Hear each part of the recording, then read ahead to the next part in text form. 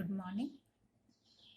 Today we have come to the last lap of the first chapter of the Indian economic development, that is Indian economy on the eve of independence, that is the period between 1947 and 1950.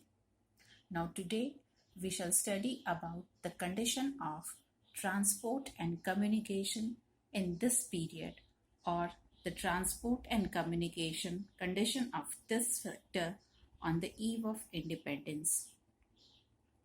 Now, as we all know, a good network of roads and railways is important for the development of the country. So, what was the condition of transport and communication at the time of independence? We shall now see here.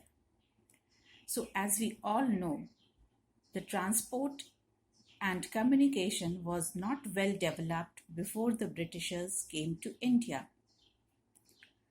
The Britishers constructed a network of roads and railways in India.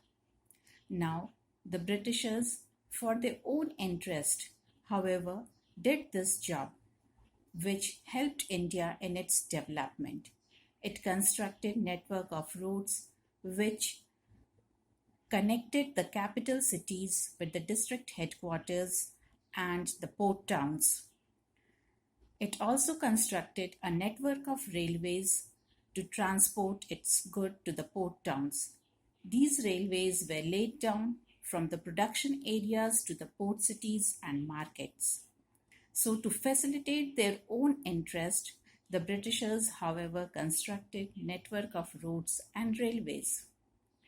The Britishers also introduced the communication system in India, fast communication system in India. As we all know, the dark system had already been introduced, or the postal system had already been introduced in India by Sher Shah Suri. You must have read about it in your history books. But the Britishers developed this system. It started the telegram and the cable system of communication and telephone. This helped communication and trade and transport to develop. So, the transport and communication system was developed by the Britishers, which helped India in its development. But however, it was also according to the interest of the Britishers, or which suited them. Now we have studied about the different sectors of the economy at the time of independence. So, studying all the sectors and their condition at the time of independence, we can now conclude to certain features which India presented at the time of independence or on the eve of independence, that is in the period between 1947 to 1950.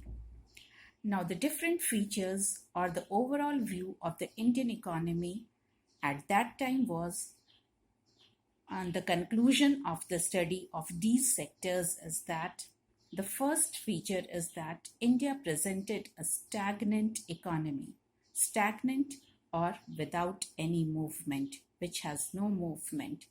So, because the Britishers did not encourage production, so there was insignificant rise in GDP, neither in the industrial sector nor in the agricultural sector.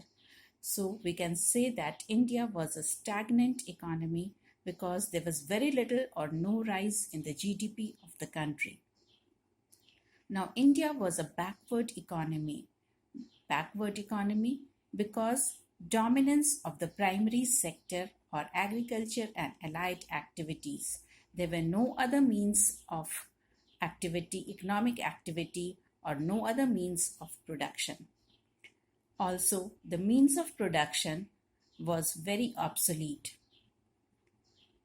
In agriculture sector also, India was very backward because although agriculture was the main occupation, it was marked by low productivity due to absence of modern methods of farming.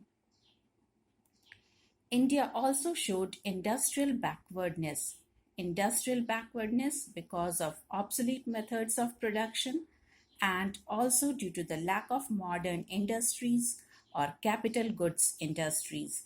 There were very little industries and there was absence of capital good industries. Then poor economic and social infrastructure. Now, economic infrastructure means infrastructure directly related to production, and social infrastructure, that is education and the health network. Now, both these were in poor condition because roads and railways, although constructed by the Britishers, were according to their own means and whatever suited to them. Also, there were not good hospitals and educational institutions in India. So, there was a poor economic and social infrastructure. Because of all these, there was unemployment and poverty. Unemployment and poverty was rampant in India.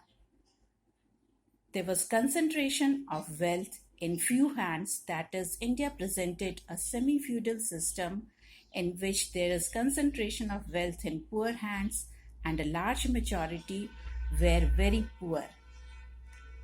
So, now, hope you have followed all this. We shall now move on to our next chapter in the next class.